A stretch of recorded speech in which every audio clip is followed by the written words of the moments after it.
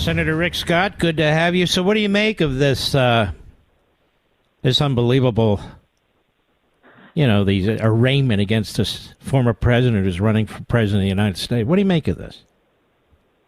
Well, I went to Miami yesterday, and, down there's a lot of people that have, background in dangerous government overreach. So I did a press conference with some people I know from Cuba that were basically put in prison. They used the justice system to put them in prison. I talked to I had some Venezuelans there. Same thing happened to them. I had the wife of a presidential candidate from Nicaragua that he was put in prison by Ortega. So in Miami and in Florida, we see about this government overreach, and everybody thinks it couldn't happen in America, but it's happening here.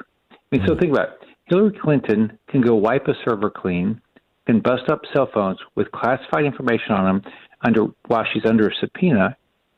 Oh, don't look at anything there. And Joe Biden, the day that it comes out that he took a $5 million bribe is the day that his Justice Department indicts Trump. Mm-hmm. So, this is rigged against us. It's horrible for our country. It's making people not comfortable with our justice system. And this has got to stop. This needs to stop right now. But it looks like they're only getting started. I mean, if they convict him of one or two charges and a judge throws the book at him, he serves the rest of his life in prison over what? Really, over what, Senator? I mean, Lyndon Johnson took papers.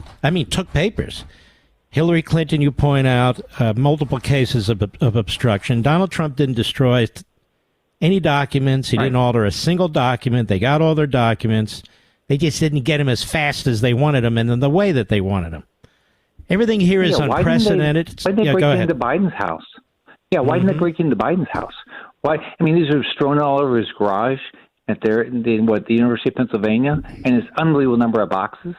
And they want to go after Trump. I think Merrick Garland tomorrow should either resign or he should go on TV and he should explain exactly the difference. Because if there's some difference between what Hillary Clinton did and what Joe Biden's been doing and what Donald Trump did, I don't know what it is, except that we know that there was a subpoena under Hillary Clinton and she violated it and nothing happened. So, and by the way, think about this. The Russiagate, complete lie. All right, they had 2 impeachments against this guy, and so this guy, they were doing everything they can to shut this guy's mouth. The number one political opponent against the sitting president, and they're trying to put him in prison to shut his mouth. So I'm going to do everything I can to make sure we explain exactly what's happening here. This is just a political vendetta, and this is the same Justice Department that goes after parents if you show up to school board meetings, goes after Catholics, goes after pro-life groups. And, is anybody calling them out for their political bias? Not enough. So this can't, just think about it, Mark, we love our country. This is not sustainable. That this, because think about it, what when Republicans are in charge, what will the voters demand?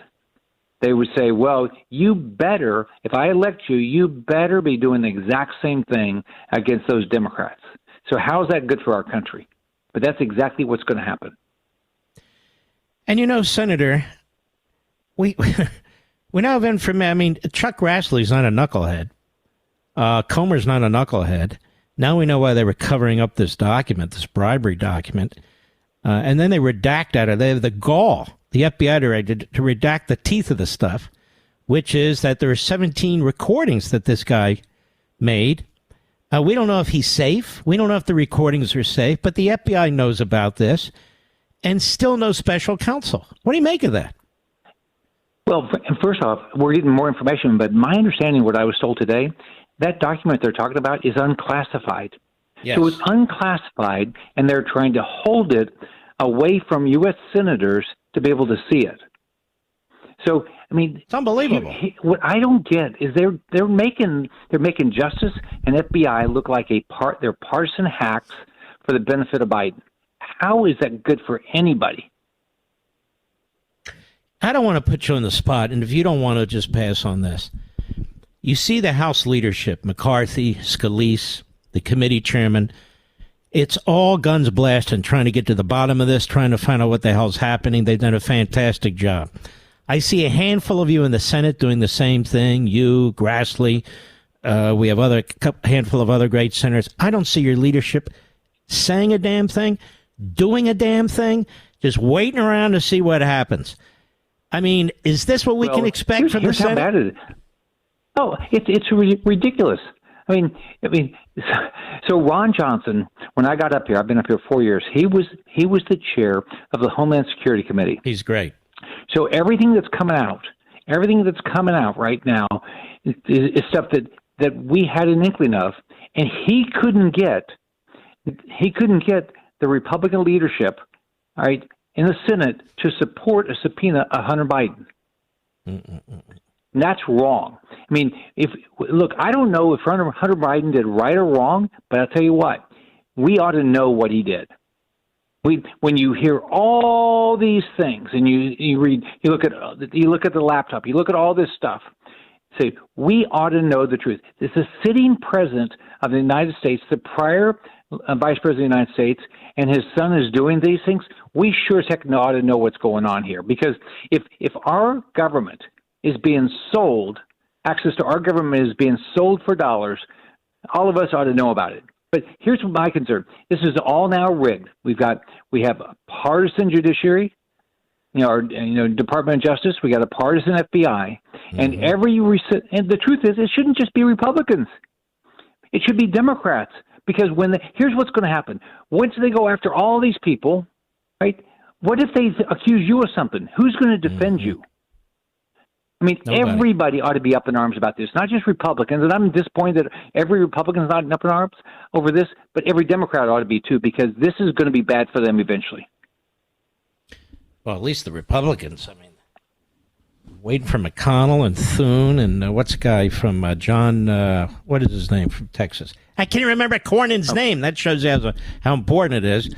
All right, Senator, you're welcome anytime. Thank you, sir, and God bless you. We appreciate it. All right. See you, Mark. Take care of yourself.